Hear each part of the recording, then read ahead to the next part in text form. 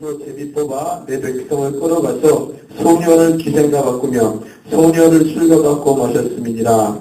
두로와 시돈과 블레셋 사방아, 너희가 나와 무슨 상관이 있느냐? 너희가 내게 보복하겠느냐? 만일 내게 보복하면 너희가 보복하는 것을 내가 신속히 너희 머리에 돌리리니 곧 너희가 내 은과 금을 빼앗고 나의 진귀한 보물을 너희 신전으로 가져왔으며 또 유다 자손과 예루살렘 자손들을 헬라 족속에게 팔아서 그들의 영토에서 멀리 떠나게 하였음이니라. 보라, 내가 그들을 너희가 팔아 이르게 한 곳에서 일으켜 나오게 하고 너희가 행한 것을 너희 머리에 돌려서 너희 자녀를 유다 자손의 손에 팔리니 그들은 다시 먼 나라 스바 사람에게 팔리라. 여호와께서 말씀하셨느니라.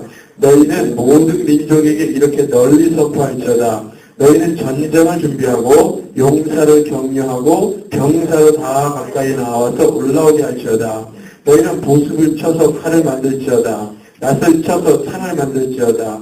약한 자도 이르기를 나는 강하다 할지어다. 사면의 민족 와서 모일지어다. 여호와의 죄 용사들로 그리로 내려오게 하옵소서. 민족들은 일어나서 여호수아가 골짜기로 올라올지어다. 내가 거기에 앉아서 사면의 민족들을 다 심판하리로다. 너희는 낫을 쓰라. 곡식이 익었도다. 와서 밟을지어다. 포도주를 틀이 가득히 차고 포도주 독이 넘치니 그들의 악이 크미로다. 사람이 많으며 심판의 골짜기에 사람이 많으며 심판의 골짜기에 여호와의 날이 가까우리로다. 해와 달이 캄캄하며 별들이 그 빛을 거두도다. 여호와께서 시온에서 부르짖고 예루살렘에서 목소리를 내시리니 하늘과 땅이 진동하리로다.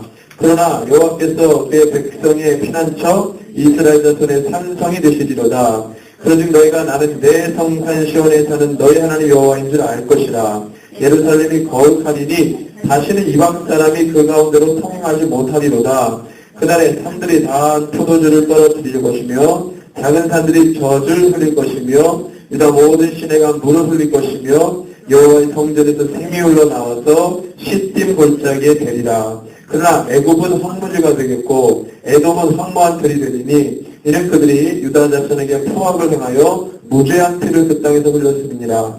유다는 영원히 있겠고 예루살렘은 대대로 있으리라. 내가 전에는 그들의 피 흘림 당하는 것을 갚아주지 아니하였거니와 이제는 갚아주리니 이는 여호와께서 시온에 거하심이니라. 아멘.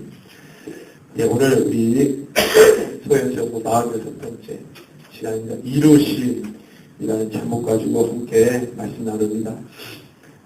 요엘서 말씀 3장, 우리 2장 말씀에 28절에서 32절에 보면은 만민에게 내 영을 부어줄 것이다. 그런데 28절 처음에 보면은 그 후에라고 하는 시점에 대해서 이야기를 하고 있습니다. 그 후에 내가 내 영을 만민에게 부어줄 것이다. 그 후, 그날, 그 후라는 것은 하나님께서 정하신 때 하나님의 공의와 사랑으로 하나님의 행하실 일들을 행하시는 그 심판의 때 그 후에 내가 내 영을 만민에게 부어주겠다고 말씀하세요. 그래서 모든 세대가 주의 메시지를 선포합니다. 어떤 환상으로, 예언으로, 이상으로, 비전으로 하나님의 뜻을 그대로 선포합니다. 여기서 중요한 거는 예언했다, 환상봤다가 중요한 게 아니고 하나님께서 주의 영이 모든 민족에게 민족에 상관없이 민족이 어디서부터 출발했느냐 그 민족에 상관없이 나라에 상관없이 모든 열방 모든 하나님의 사람 모든 지구상의 모든 영혼들이 하나님 부르는 모든 자들 주의 그리스도를 부르는 모든 자들이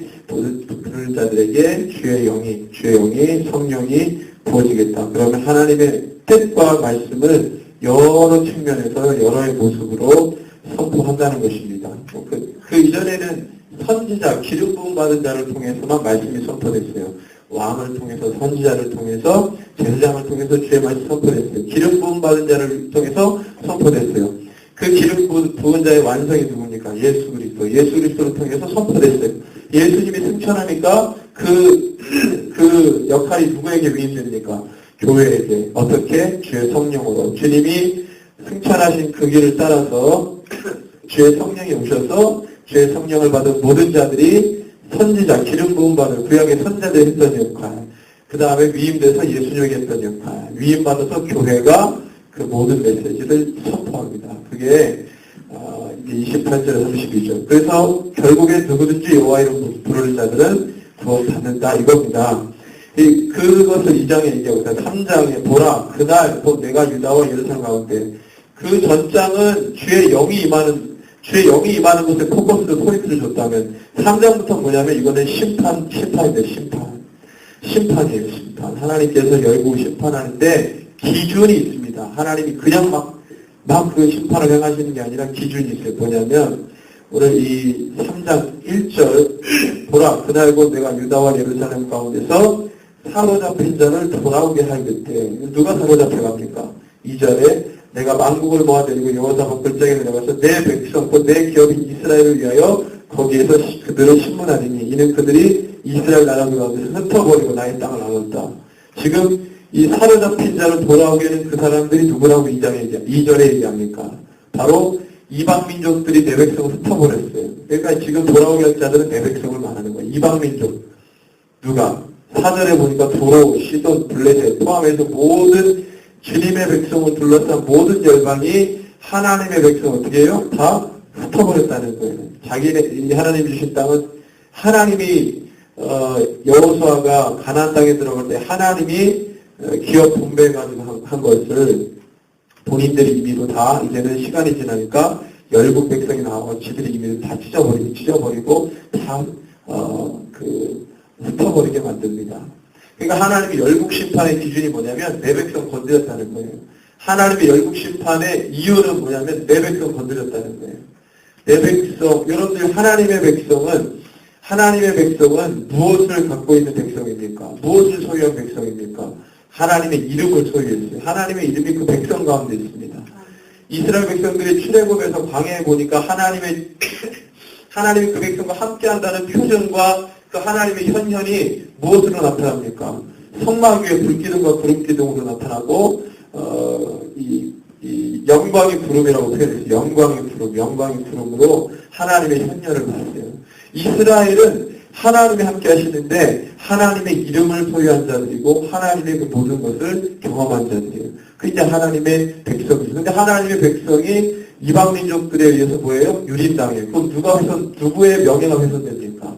하나님의 이름이 훼손된 거예요. 하나님의 이름이 영광이 훼손된 거예요. 하나님의 그 모든 이민족에 행한 역사가 명예가 실추되고 훼손이 된 거예요. 하나님 가만히 있을 수 없어요. 단순히 내 백성 건드렸다가 아니라 내 백성 건드리니까 누구의 이름이 훼손되냐면 하나님의 이름이 훼손돼요. 하나님 견딜 수 없어요. 못 갈 수 없습니다. 그냥 지나가지 않아요. 하나님의 이름이 훼손되면 하나님의 영광이 땅에 떨어지면 하나님이 가만히 있을 수가 없어요. 지금 보세요. 교회라는 이름으로 하나님의 이름이 다 땅바닥에 내팽겨쳤습니다. 우리가 그동안 2000년 또는 그 전에 아브람 때부터 그 이전부터 우리가 쭉 하나님을 믿어왔던 예수 그리스도를 믿어왔던 이 크리스찬들, 이 그리스도인들, 예수님 시대 때 예수님 승천하시고 난 다음에 바울 시대 때는 그리스도인들이라고 해요. 그리스도인들. 안디옥교부터 그리스도인들. 이 그리스도인들, 교회, 예수 믿는 사람들, 메시아를 기다리는 자들, 참된 메시아를 기다리는 자들, 안나 선지자 시몬과 같은 사람들. 이런 사람들이 신정으로 오매불망 기다리고 그렇게 귀하게 여겼던 예수님의 이름이 땅바닥에 막 내팽겨칩니다. 우리가 그렇게 귀하다고 여겨왔던 진리와 복음의 가치들이 그냥 땅바닥에 내팽겨치는 거예요. 무엇으로 예수님의 이름이 훼손되고 무엇으로 우리 주님의 이름이 훼손됩니까? 무엇으로? 대단한 게 아니에요. 대단한 게 아닙니다. 우리가 세상을 더 사랑한 거예요. 우리 예수님의 표현이 딱 그대로입니다. 예수님 표현이 그대로예요. 입술로는 나를 공경하나 마음은 내게서 멀어졌다는 거예요. 거창하지 않습니다. 거창한 것에서 찾지 않습니다. 하나님을 적대하는 적그리스도의 세력, 엄청난 빅브러더의 세력이 이 시대에 하나님을 대적하고 거창한 거 상관없어요. 지금 여기 서 있는 내 생각이, 내 삶의 모습이 입술로는 주님을 공경하지만 마음은 주님에게서 먼 거예요. 땅바닥에 다 내팽겨졌어요.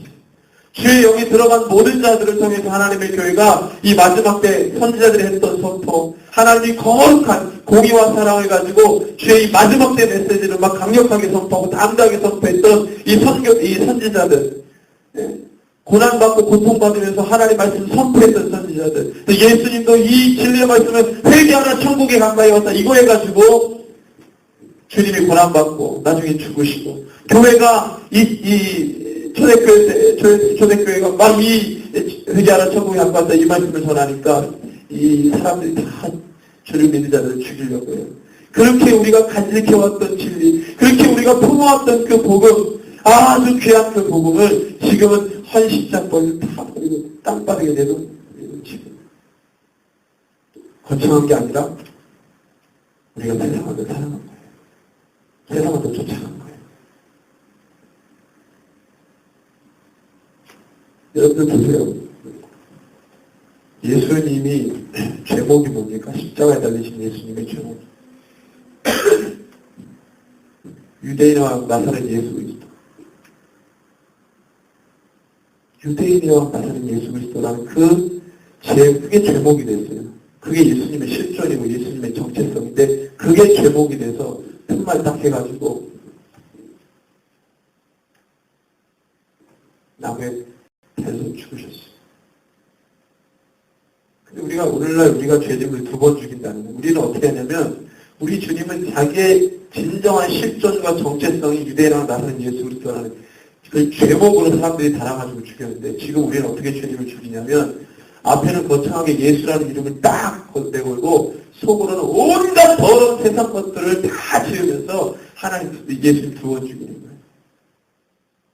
우리의 제목의 표말은 뭐겠어요? 우리 너무 거창해요. 그것 때문에 망하는 거예요. 왜? 속으로는 다 세상 제자가 되고 세상 권세자의 노예가 되고 죄의 노예가 되는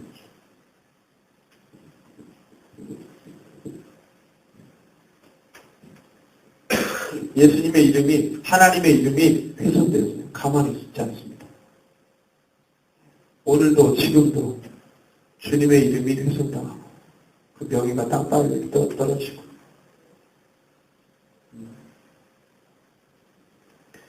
가만히 있지 않아요. 주님이 모든 만국을 모아드리고 여호사밧 골짜기에 들어가서 내 백성과 내 기업인 이스라엘을 위하여 내 백성을 위해서 고통받았던 내 백성을 위해서 내 이름 때문에 고통받았던 내 백성을 위해서 주님이 일하십니다. 그게 심판입니다. 하나님의 백성 그들이 주님의 이름 때문에 고통당했어요. 야훼라는 이름 때문에 고난당했어요. 이방 사람들 다 찢어먹고 노예로 팔고 다 팔았어요. 주님이 보란듯이 그들에게 보복하십니다. 보복. 갚아준다는 말이 그 보복이죠. 또 3절에 보니까 제비 뽑아 내 백성을 끌어가서 소년을 기생과 바꾸며 소년을 술과 바꿔 마셨다. 아주 더러운 표현입니다. 더러운 표현이에요. 근데 세상에서 가장 할 짓이 못되는 죄가 뭐냐면 사람을 사고 파는 겁니다. 이건 하나님의 이름에 그냥 대놓고 복치라는 거예요. 사람을 상품화시키는 거예요. 이거는 대놓고 하나님을 욕되게 하는 겁니다. 사람 형상, 주님의 모양과 형상으로 만들었어요.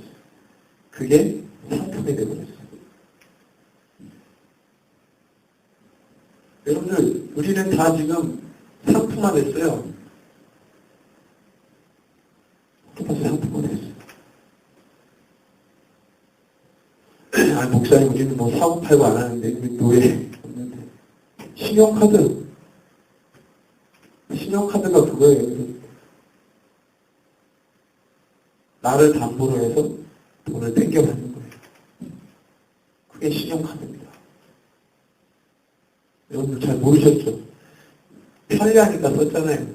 그 개념을 알면 아주 하나님을 대놓고 주님의 이름을 해당시키는 거죠. 신용이, 우리가 신용이 어디 있어요?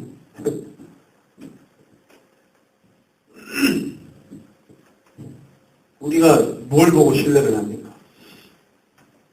죄인인데, 영적으로 아주 악한 짓이죠. 그걸 했어야죠. 상품화시켰어요. 현대판 노예예요. 그래서 올무가 됐잖아요. 돈의 올무가 됐어요. 돈에다 왜 사람마다 다 발에다가 돈이라는 창고를 다 채우는 거예요. 치렁치렁 무거운 거를 들고 다니고 이거 하나 들고 다니는데 막 버거워. 힘드니까 힘을 이거 풀어야 되는데 사람들이 어리석어서 또 하나를 더 채웁니다. 또 채워요. 또 채워요. 또 채워요.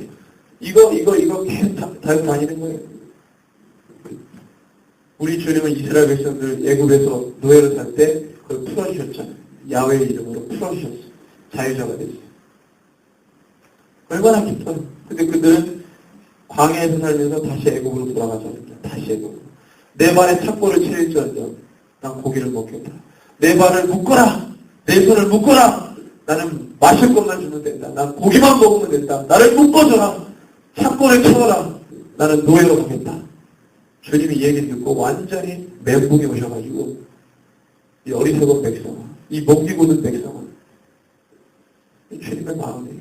근데 우리는 그 돌아갈 줄을 모릅니다. 우리는 죽게로 돌아가는 게 아니라 애굽으로 돌아가는 게 아니라 애굽으로.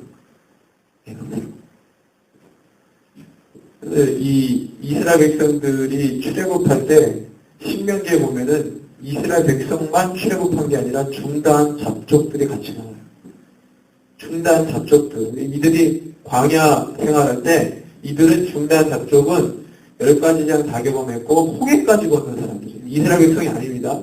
중다한 잡족이 홍해까지 건너요. 하나님의 엄청난 기적을 보고도 이 사람들은 심지어 불기둥과 구름기둥도 경험하고 대단한 사람들이에요. 중다한 잡족. 이스라엘 백성이 아닌데 그 총회에 들어오지 못하는 자들인데 그건 우리가 은혜라고 부르죠. 그때부터 이미 하나님께서 구원을 열어놓으셨는데 그 들어온 사람. 근데 이들이 불평불만의 원흉이 됩니다.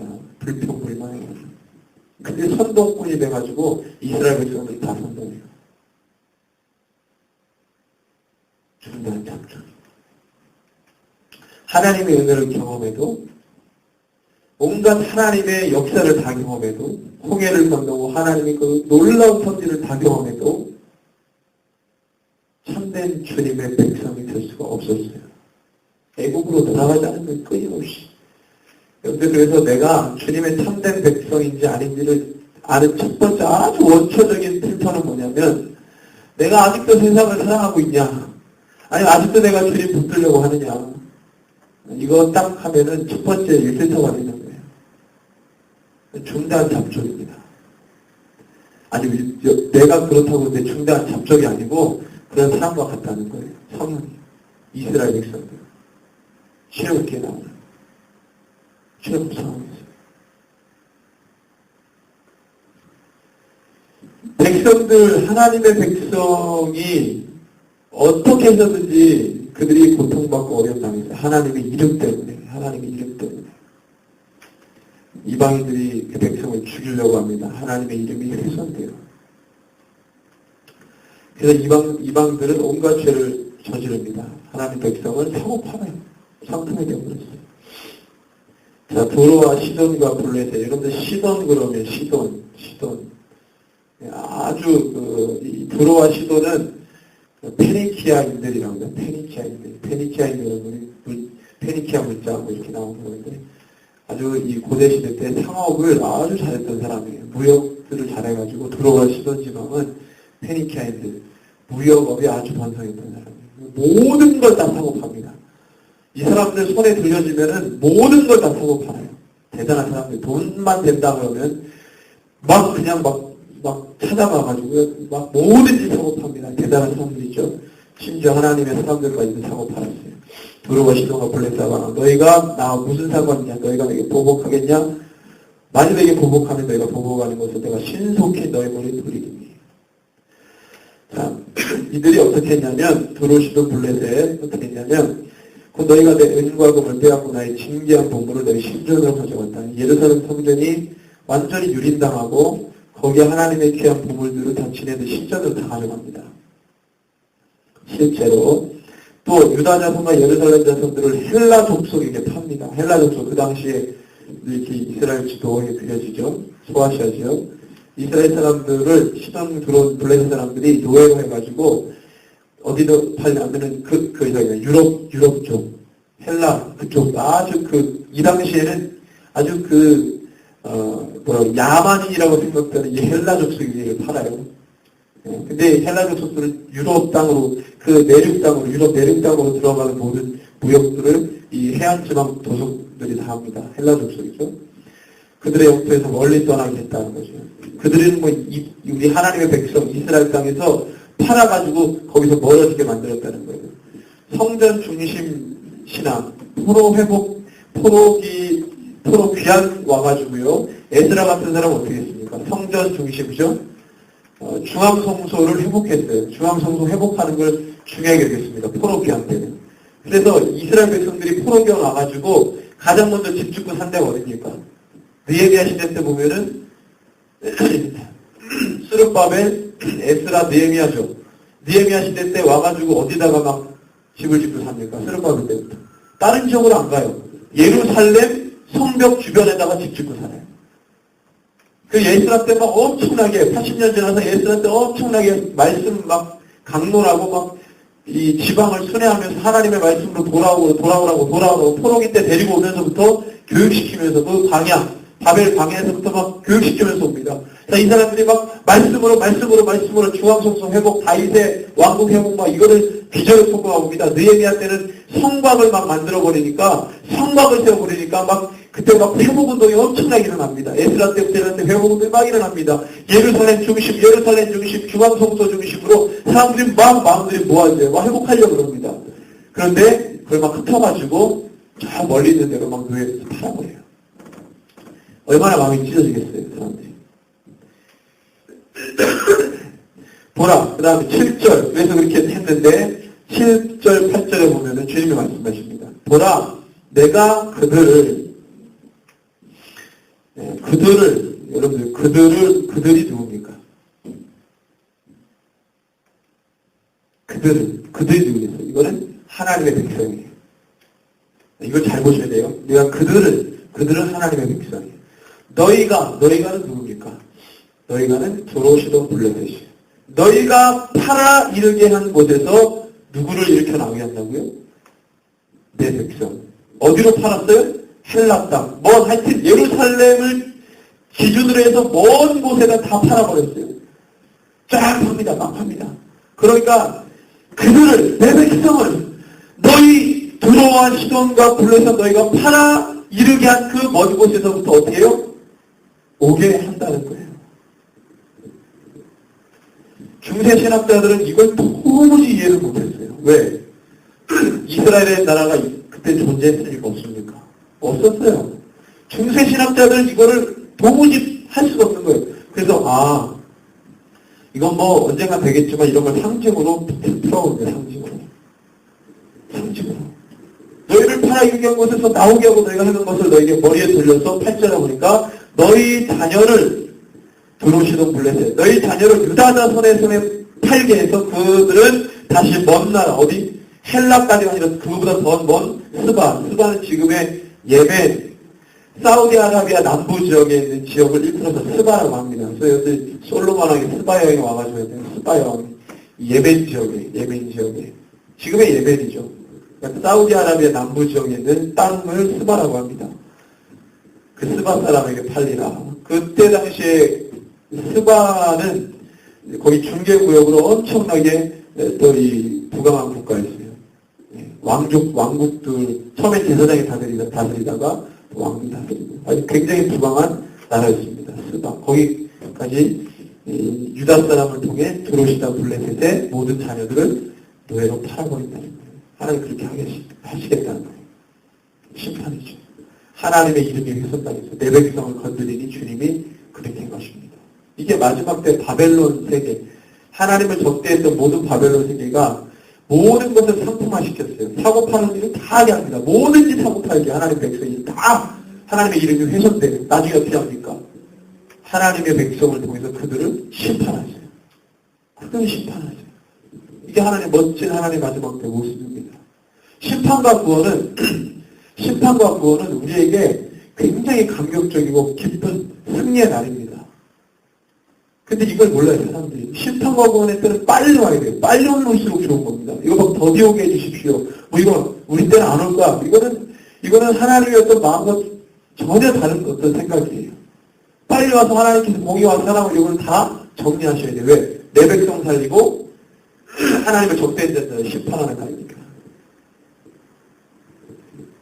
그 9절부터 보면 너희는 모든 민족에 이렇게 널리 선포할지어다. 너희는 전적. 그래서 자 보십시오. 자, 구약의 말씀들을 보면은요, 계시록도 마찬가지지만 구약의 말씀을 묵시록 이런 앞일에 대해서 주님 말씀 주시고 하는 것들은 기준이 쉬운 회복입니다. 하나님의 백성의 회복이에요. 하나님의 백성의 회복. 요엘서 같은 경우는 만민에게 내용을 부어줘가지고 모든 민족의 하나님의 사람들이 마지막 때를 선포하고 알리는데 이 하나님의 백성이 회복되는 하나님의 백성, 이 시온이 상징적인 의미에서 하나님의 백성의 회복을 말해주는 건데 이것이 시대마다 부분적 회복을 넘어서서 그것도 얘기하지만 부분적 회복. 예를 들면은 포로로 갔지만 70년 만에 돌아올 것이다. 이건 시대 제한적인 예언이죠. 예레미야 때 해서 누가 이것을 깨닫습니까? 다니엘이 깨달아요. 이건 시대 제한적인 예언이고 말씀입니다. 근데 그것에서 멈추는 게 아니라 시온의 회복은 시대의 제한을 받는 예언이 있지만, 회복이 있지만, 이 시온의 회복은 그것을 넘어서서 영원한 회복을 곳곳에 이야기해요. 두 가지 회복을 말해요. 너희들이 지금 처한 상황에 대한 회복, 그리고 메시지가 두 개가 나왔는데, 너가 지금 처한 상황에 대한 회복, 그 다음에 영원한 회복, 두 가지를 얘기합니다. 근데 현신학자들은 현신학자들은 시대의 제한적인 예언에 대해서는 다 예스했어요. 왜? 지나갔거나 그거는 이제 이미 우리가 아는 것들이에요. 근데 영원한 시온의 회복을 그 시대의 제한적인 어떤 예언의 회복에 대해서는 글자적으로 믿지만 영원한 시온의 회복은 문자적으로 보지 않고 이건 상징적으로 받아버려요. 왜? 오지 않았기 때문에. 이게 우리의 한계가 있습니다. 우리가 말씀 못한 한계. 여기서 그 시대마다 이스라엘 민족이 가졌던 이 억압과 이 어려움의 삶에 대한 회복은 하나님께서 말씀하신 것과 같이 그대로 성취가 됐어요. 그럼 마지막 때 완전한 회복, 영원한 회복도 말씀하신 대로 성취가 될 겁니다. 근데 앞에는 말씀하신 대로 글자대로 쓰여진 글자 기록대로 선포됐지만 그 뒤에 후자는 아직 안 왔기 때문에 나는 몰라 그리고 알 바 없어. 책임 못 져요. 그리고 솔직히 말하면 되는지 말든지. 솔직한 말. 연구하지 않습니다. 보십시오. 여러분들, 1절부터, 3장 1절부터, 6절이나 7절, 8절까지는 시대 제한적인 예언으로 볼 수도 있어요. 지나온 역사 속에서 우리 얼마든지 찾아볼 수 있습니다. 근데 그래서 9절부터 21절까지 보면은, 시대 제한적인 시온의 예언이 아니에요. 회복의 예언이 아닌데, 이건 영원한 영원한 회복을 말해요. 마지막 때 대심판. 심판이, 여러분들 하나님께서 이 온 우주만물을 창조하시고 만드시고 하나님 역사에 이끌어갈 때 심판이 한 번만 있습니까? 아니, 계속 있었어요. 심판구에 계속 있었어요. 근데 마지막 심판구원이 있다는 거예요. 마지막. 그 최종 심판구원이 있다는 거예요. 시대마다 부분적으로 해왔던 것을 이제 마지막으로 종결하는 종결 심판과 종결 구원이 있다는 거예요. 그 사람들이 못 봐, 인정 안 해요.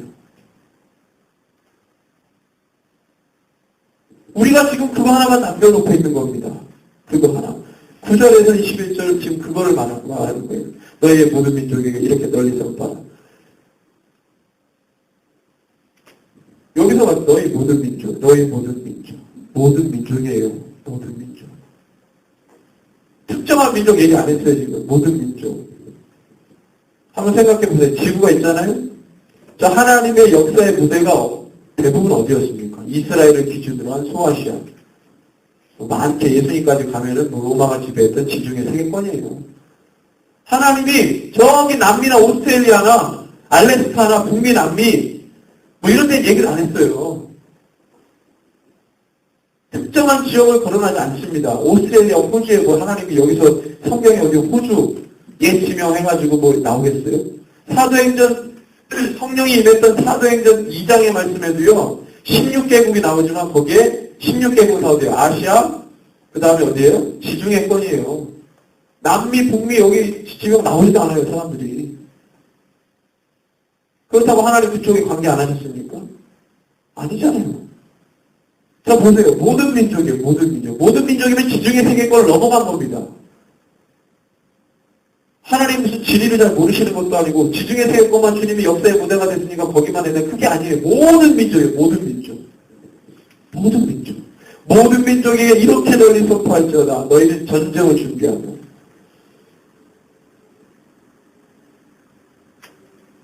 페르시아 민족이 북방 민족이 이게 아니라 모든 민족에게 이렇게 널리 선포할지어다. 너희는 전쟁을 준비하고 용사를 정리하고 병사로 다 가까이 나와서 올라오게 할지어다. 마지막 때 모든 민족을 부르시며 전쟁을 준비하라고 말씀하십니다. 근데 뭐라고 합니까? 10절에 너희는 보습을 쳐서 칼을 만들고 낫을 쳐서 창을 만들어 약한 자도 이르기를 나는 강하다 할지어다. 예, 이사야 2장, 미가 4장에 또 나오죠. 유해서가 나온 게 아니에요, 이거는. 마지막 때 하나님의 전쟁을 준비하는 이 말씀은 이사야, 미가서에서 나옵니다. 이사야, 미가 동시대의 선지자잖아요. 그죠?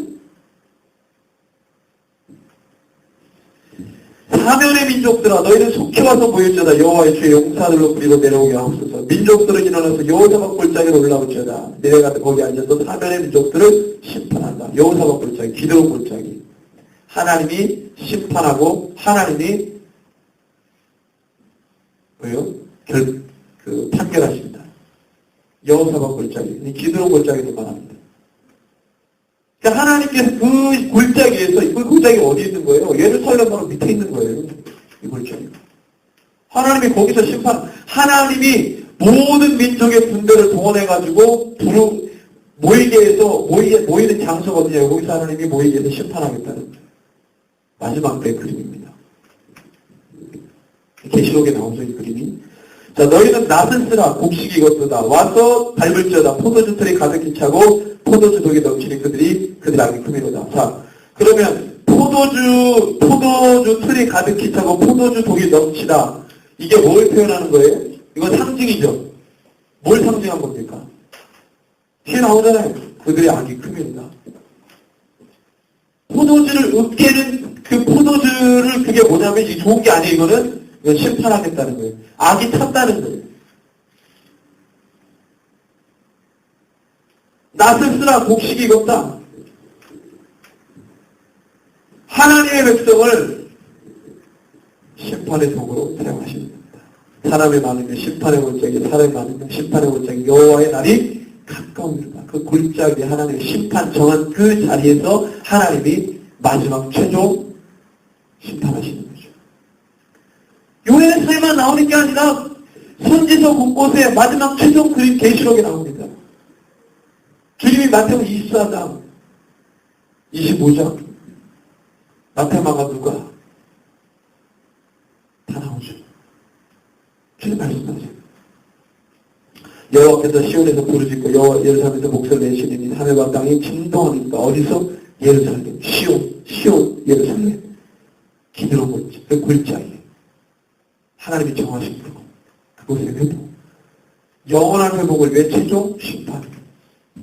그러나 여호와께서 그의 백성의 같이 읽어봅시다. 시작. 그러나 여호와께서 그의 백성의 피난처 이스라엘 자손의 산성이 되시리라. 우리 영원한 피난처가 하나님이에요. 하나님. 제가 이 얘기를 좀 드리겠습니다. 마태복음 24장에 보면은 멸망에 가증한 것이 거룩한 것을 본 것을 볼 때 너희는 어디로 도망을 하겠습니까? 산으로 도망을 하는. 자, 여러분 이것을 문자적으로 보셔야 돼요. 상징으로 보셔야 돼요. 우리 하도 문자로 봐야겠다고 그러는데 제가 늘 문자로 보고 문자로 보고 상징으로 보고 상징으로 보라고 그랬어요. 자, 산으로 도망가면 삽니까? 만약에 지구적인 대환란이라면 옛날에 같으면은 네트워크가 안 돼 있으니까 산고장으로 들어가면 못 찾아요. 이거는 마지막 대환란이 모든 시스템이 사람 하나 찾는 거 아주 쉬운 종 먹기인 시대의 얘기입니다. 멸망에 가증한 것이 거룩한 것을 선 것을 볼 때 너희는 산으로 도망가라 그랬어요. 산으로 도망가면 삽니까? 이 얘기 가지고 어떤 분이 자꾸 도피하라고 그러는데 도망가라고 어디로 가라고. 근데 왜 산으로 도망가는 것도 아니에요. 자꾸 제가 이거 그렇게 해석하시는 것 같아요. 이거를 상징으로 볼 거예요? 문자로 볼 거예요? 나중에 여러분들 계시록을 보면은 산천초목이 하나님의 심판이 갑니다. 굴 속에 숨어도 하나님의 적대자들이 굴 속에 숨어도 피할 길이 없구나. 내 머리에 심판이 떨어지는 것을 막아주세요. 이렇게 기도한다. 이렇게 기도하시는 계시죠. 어디 피할 때요? 방공을 아무리 100m, 200m 파도 주님 안에 있으면 완전한 피난이 안 되는 거예요. 주님이 피난처, 주님이 보호하십니다. 세상 논리로 자꾸 생각합니다. 주님이 피난처가 되시는 거예요, 주님이 우리의 산성이 되시는 거죠. 주님이 세상보다 크신데. 저희 지금 이 중동 지역에서 엄청난 대대적인 순교의 피가 막 흘려지는데 저는 이렇게 생각해요. 왜 중동 지역에 이렇게 대대적인 순교의 피가 흘려질까? 저는 이렇게 말씀니다. 중동 지역에 지하교회가 엄청나게 있는데 그들의 피값이 죄값이 그들이 부흥이 일어났던 곳에서 반드시 하나님이 환난과 핍박을 주십니다. 왜냐하면 그들의 신앙을 검증하기 위해서. 우리나라도 그랬어요. 그죠? 엄청나게 부흥이 일어나고 난 다음에 일제 38년 일제 AI 들어가서 엄청나게 고난받고 유교전쟁이 터져가지고 많은 사람들이 못하고 지금 북한은 아직도 고통받습니다. 신앙 검증 받아요. 하나님 그렇지만 순교한 자들에게 하나님 놀라운 권세를 주십니다. 약속해 계십니다. 근데 이 세상에서는 하나님을 대적했던 역사가 있습니다. 하나님을 대적했던 역사가 있어요. 그것이 피를 흘리지 않으면 회복이 안 돼요. 엄청난 순교의 역사가 일어납니다. 하나님께서 그 땅에서 하나님의 사람들을 지하교회를 통해서 엄청나게 세웠지만 하나님 대적했던 역사가 있습니다. 그 순교로 갚아버린 거예요. 사단이 그 땅에서 자기가 충분히 자기가 행할 짓을 하다가 나중에 불못에 던져줄 겁니다. 순교한 자들은 주님과 함께 왕노에 될 겁니다. 이게 하나님의 역전 드라마입니다. 이 논리를 사단이 몰라요. 따라할 수도 없고 흉내낼 수도 없어요. 이거를. 이게 바로 희생하는 희생. 예수의 피는 희생의 피죠. 그 피가 없이는 변화가 없고 구원이 있을 수가 없습니다. 그들이 지금 중동기에서 마음은 아프지만 아이들이 막 참수당하고 부모가 불안해서 믿는 아이들이 어떤 4살짜리가 5살짜리가 목이 잘리는 그 순간에 뭐라는 하나님한테 다 일러줄 거야. 그리고 순교당해서 죽었어. 그 아이가 하나님께 다 일러줄 거야. 근데 성경에 나와요. 5째 이틀 때 순교자의 타는 소리가 하나님한테 올라갑니다. 주님 뭐라고 말씀하세요? 순교자의 수가 형이까지 아직 남았다. 지금 우리는 지금 너무나도 편한 이 나라에서 신앙생활하지만 지금 중동에서 난리 났습니다. 지금 얼마나 많은 사람들이 참. 그냥 저는 뉴스를 들을 때 아니 그냥 반군이 일어나가지고 정복을 막 사람들 죽이려 들었더니 알고 보니까 이제 믿는 사람들 죽이는 거예요. 믿는 사람들. 지하교회 다 죽이는 거예요. 이게 무슨 정치적 싸움이 아니라 마귀가 믿는 자들 죽이는 아주 악한 전쟁입니다. 일어나고 있어요. 우리 주님이 선성이 되시고 피난처가 되셔서 마지막 때 사명 감당할 자들은 도와하시고 그 사람 끝까지 감당할 수 있게 만날 수 있도록 하실 겁니다. 이게 우리 소망이죠. 그러즉 너희가 나는 내 성산 시온에 사는 너희 하나님 여호와인 줄 알 것이다. 예루살렘이 거룩하리니 다시는 이방 사람이 그 강들을 통행하지 못하리라. 아직 안 왔죠? 이때가 언제 오겠어요? 지금 지금 상징으로 보는 사람들이 이거 해석 못합니다. 해석할 마음도 없고. 안 일어났잖아요. 아이고, 이방인들이 예루살렘 성지순례 얼마나 많이 왔다 갔다 하고, 거기에 지금 이슬람 사원 있잖아요. 예루살렘 성지순례. 있잖아요. 오면 어떻게 할 거예요, 17주. 이방 사람들이 통행하지 못하는 그날이 온다. 이거 완전한 회복이에요. 이거. 언제 오겠어요? 완전한 회복. 아직 안 지나간 거예요. 그날 또 나옵니다. 그날에 산들이 다 포도주를 떨어뜨릴 것이며 작은 산들이 젖을 것입니다. 모든 시가 부러질 것이며 여호와의 새벽으로 나와 십대곱장이 되리라. 하는 엄청난 축복이 예루살렘 땅으로 씌웠다고 하나님이 정하신 하나님의 이름이 바뀐 예루살렘이 하나님의 평안. 예루살렘이 진정한 지금 예루살렘 진정한 예루살렘이 오는 거예요. 그 땅에 진정한 예루살렘. 완전한 평화, 하나님의 완전한 평화 예루살렘이 그 땅 가운데 임합니다. 모든 것이 풍족하고 모든 것이 왕성한 그때. 그러나 애굽은 황무지가 되겠고 에돔은 황무한들이 되겠니. 이는 그들 유다 자손에게 포함을 해가지고 구주한 자를 그 땅에 흘렀다. 유다는 영원히 있겠고 예루살렘은 대대로 있으리라. 하나님의 백성은 영원하고 뭐예요? 하나님 대적했던 자들은 영벌, 하나님의 백성은 영생과 영벌. 여러분들 마지막 때는 믿음을 보이는 시대입니다. 믿음을 보이는 시대예요. 믿음 없으면 다 죽습니다. 우리가 영생이냐 영벌이냐 믿음을 통해 갈라집니다. 그리고 그 믿음을 검증하는 때가 옵니다. 지금 서서히 다가오고 있어요. 성큼.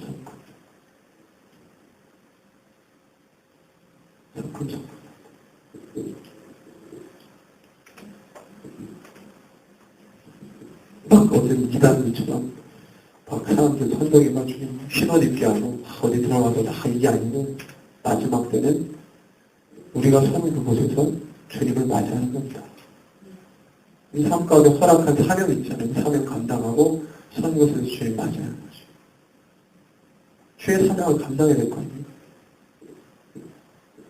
주의 사명은 뭡니까? 영혼을 주께 들어오게.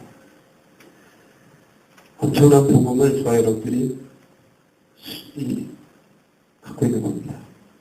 내가 전에는 그들의 피 흘린 당한 것을 갚아주지 않을거니와 이제는 갚아준다.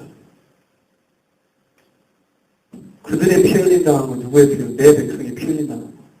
근데 안 갚아줬는데 지금은 이제는 갚아주겠다는 거예요. 갚아주시는 때가 오십니다. 이제 올 거예요. 오늘 말씀은 이루심입니다. 하나님이 최종적으로 모든 것을 이루실 겁니다. 말씀은 성취의 책입니다. 예언과 성취. 한 가지 남겨놓고 있어요. 주님이 다시 오실 때 일어난 마지막 최종 심판과 구원. 역사 가운데 있었던 그 마지막 최종 심판과 구원을 남겨놓고 있습니다.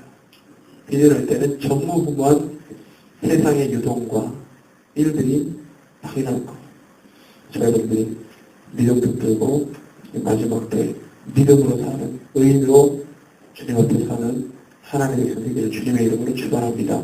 이 시간에 기도하겠습니다. 네, 한국교회를 올려드리며 기도합시다. 주님 깨어나게 하시고 경성케 하시고 제 영혼을 주의 종들 이 마지막 때 말씀 붙들고 영혼을 섬기고 하나님의 살아있는 말씀